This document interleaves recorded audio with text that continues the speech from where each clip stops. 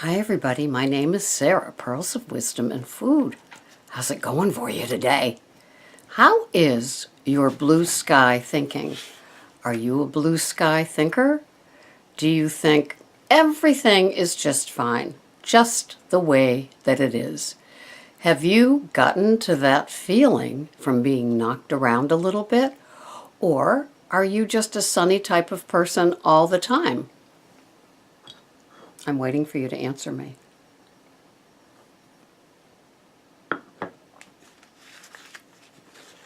Thank you. Anyway, so sometimes I find that I have such an acceptance of things the way they are that I almost amaze myself. And then there's other times where it couldn't be more cloudy over my head. But I'm talking about the blue sky thinking about food, about health, about weight, about things around you with your body that, I know in my craziest of moments that I have actually thought that one good day would mean I was on my way. And then the next day I would, because back then I probably called it cheating and not a treat thing, I would cheat because I was on my way. Because I had convinced myself from one day of eating clean, of whatever clean was, whatever that definition meant at the time, to being able to have that treat because now I had blue sky thinking and I was going to be thin because I had blue sky thinking. Do you know what I'm talking about? And so it would be okay the very next day to go ahead and have that item, or that whole day, the meal, whatever. So that's very, very dangerous for me. And I know that I need that momentum, the momentum of one good day attached to another, to the point where it's a great day. And I mentioned a few videos ago that there was a cake event at my job. And so I had a bite of the top that was the frosting, and maybe I've been away from my drug of choice, which was frosting, long enough to have it not have any effect over me. Or maybe just wasn't a very good frosting. I don't think it was a very good frosting, but I'm just thinking it just didn't do anything for me. I do have my version of a fat bomb every 3 days. And so I am used to that. And to me, that is satisfying, as are my lattes. But I don't know. That sugar thing that I never thought I could get over seems to have abated quite a bit, not just a lot. Now this is August 2016, and it was August 2015 that I gave up sugar, except for the white chocolate morsels and what's in the dark chocolate. But no added sugars anymore, and just the Zyla in my lattes. And so I guess I am really kind of fat adapted at this point, and I will be lingering longer in an aisle that offers all the different oils that it offers. Now somebody posted someplace that they had ghee for the first time, and ghee is clarified butter, and it comes in jars and it doesn't need refrigeration, at least as the jar. And they had it and they said, what did I do before this? So I'm wondering, have any of you had ghee? Ghee. And I think it's used in a lot of Oriental cooking, but I've never worked with it, so to speak.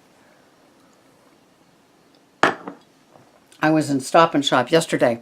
Ironically, I looked up above the butters, and there were 1 pound cartons of lard, and I thought that was interesting because my eyes never went up to that. So things are good here on Cape Cod. It is Saturday, so that means it will be Big Green Egg. So we will be roasting asparagus and Brussels sprouts and cauliflower, as we usually do. And we're having very thin porterhouse steaks tonight. Very thin. Star has them. And then cooking some filet for another meal, so it has that smoked flavor. And that's the excitement. I have to cook some more bacon. I have a batch of cracked slaw on my list of things to do for myself. Greg's not a big fan. But 2 days after he ate the Mississippi roast, he's still talking about how good it is. So I guess that's a hit here.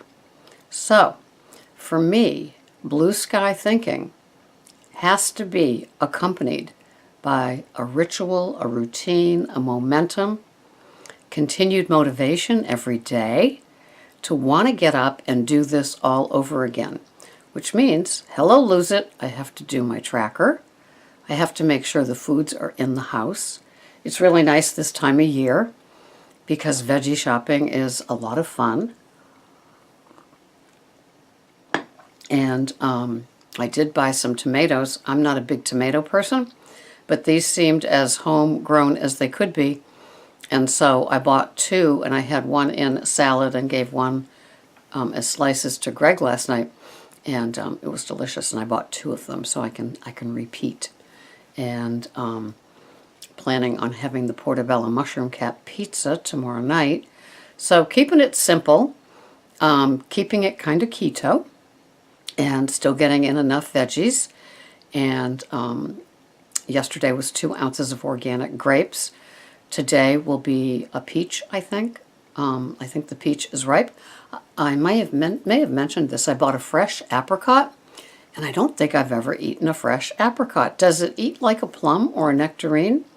If any of you know, comment below, because I'm used to buying them dried when I used to, and I'd mix them with plain Greek yogurt. That was good. But I don't think I've ever had a fresh one.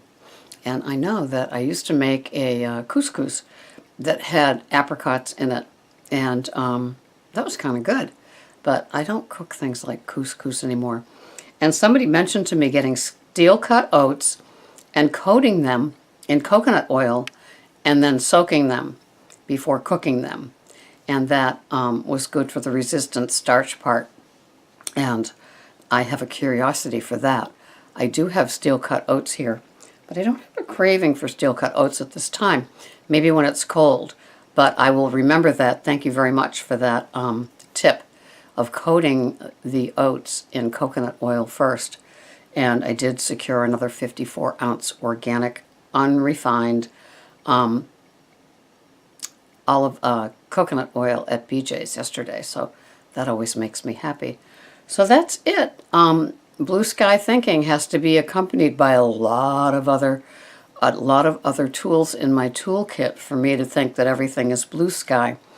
And it's funny because to me, blue sky thinking means that you can handle the dark skies because you've worked through a lot of the things with the food. And there are always things to work through with the food. And, you know, so often I'll do a motivation podcast and I'll get little comments below. Well, thank you. I just needed that. And that's how quick we can lose it, right? You know, if there's 3 of my podcasts a week that are motivating and about motivation, and yet we need a motivation podcast, it shows you it's like oxygen. We kind of have to do it every single day. Get up and suit up and just be ready for it. And if that's what it takes, that's what it takes. And I'm happy to keep doing what I'm doing. You know, I don't get too discouraged.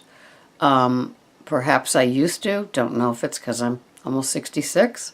But, you know, I'm just feeling blessed that there's another day that I can walk, that it's warm, that I can buy things like tomatoes and enjoy them, and they taste homegrown because we don't have a green thumb for that, but we do for Greg does, not me. All credit to Greg. But anyway, that's it. How is your blue sky thinking? Is it accompanied by a momentum and a motivation? That's a combo of a word.